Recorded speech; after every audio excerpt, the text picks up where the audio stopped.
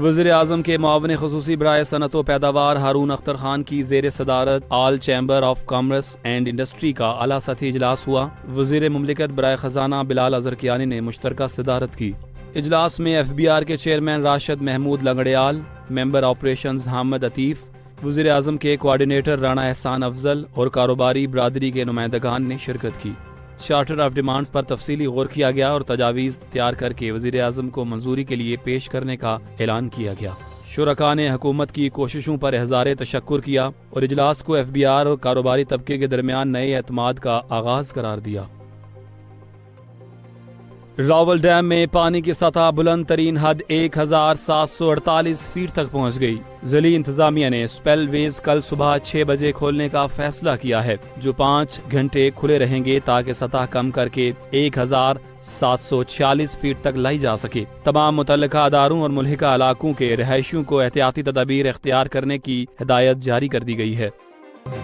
وزیر اعظم شہباز شریف سے لیبیا کی مسلح افواج کے commander in chief lieutenant general Saddam Khalifa Abu Qasim Haftar نے وفد کے ہمراہ وزیر اعظم ہاؤس میں اسلام آباد میں ملاقات کی۔ وزیر اعظم نے لیبیا کے مہمانوں کو پاکستان آمد پر خوش آمدید کہا اور دو طرفہ تعاون کو مزید وسعت دینے کے عزم کا اظہار کیا۔ ملاقات میں پاکستان اور لیبیا کے درمیان مختلف شعبہ جات میں باہمی تعاون بڑھانے پر گفتگو کی گئی۔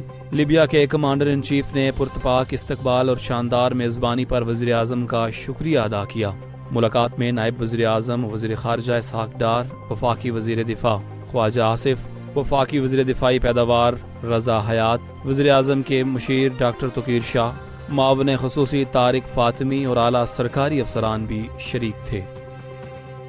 نائب وزیر اعظم و وزیر خارجہ سینیٹر اسحاق ڈار نے جمہوریہ آذربائیجان کے وزیر خارجہ جیہون بیراموف سے ٹیلی فون پر گفتگو کی۔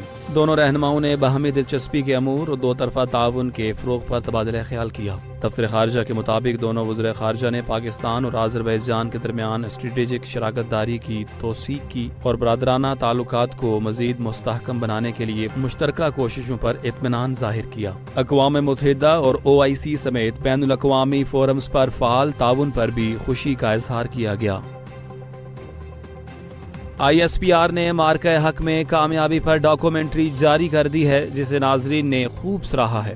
ڈاکومنٹری میں تمام اہم واقعات کو ترتیب وار پیش کیا گیا ہے اور پہلگام واقعے کو فالس فلیگ آپریشن قرار دیا گیا ہے۔ بھارتی شہری آپریشن سندور کی ناکامی پر سوال اٹھا رہے ہیں اور ذمہ داران کو ہٹانے کا مطالبہ کر رہے ہیں۔ ڈاکومنٹری میں DG ISPR کی جانب سے اہم حقائق، بین الاقوامی میڈیا کی رپورٹس، ہتھیاروں کے ملبے اور معصوم شہریوں کو نشانہ بنانے کے ثبوت شامل ہیں۔ وزیر اعظم شہباز شریف کی غیر جانبدارانہ تحقیقات کی پیشکش کو بھی نمایاں کیا گیا ہے۔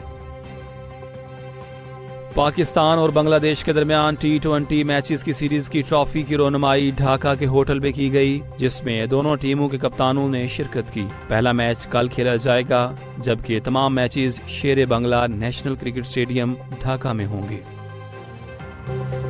سابق امریکی صدر ڈونلڈ ٹرمپ نے کہا ہے کہ ان کے خیال میں پاک بھارت جنگ کے دوران 5 طیارے مارے گئے تھے۔ ان کا کہنا تھا کہ انہوں نے پاکستان اور بھارت کے درمیان جنگ روکی، اس وقت صورتحال انتہائی خراب تھی اور ایٹمی جنگ کا خدشہ تھا۔ ٹرمپ نے کہا کہ انہیں دنیا کی کئی جنگیں روکنے پر فخر ہے۔ ان کا کہنا تھا کہ جلد غزہ سے مزید یرغمالی رہا ہوں گے۔ کرپٹو کرنسی سے متعلق انہوں نے کہا کہ امریکہ دنیا بھر میں اس میدان میں سب سے آگے ہے اور اسے عالمی کرپٹو مرکز بنایا جائے گا۔